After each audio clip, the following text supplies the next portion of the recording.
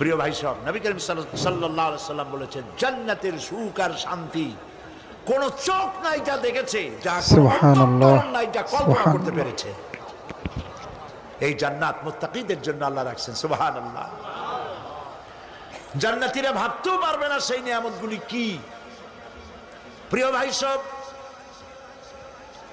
সেই মুহূর্তে আল্লাহর নবী মুহাম্মদুর রাসূলুল্লাহ সাল্লাল্লাহু আলাইহি ওয়াসাল্লাম বলবেন, রব্বুল আলামিন, আমার উম্মতেরা জান্নাতীরা বুঝতে পারে নাই আপনার কাছে কি নিয়ামত আরো বেশি আছে।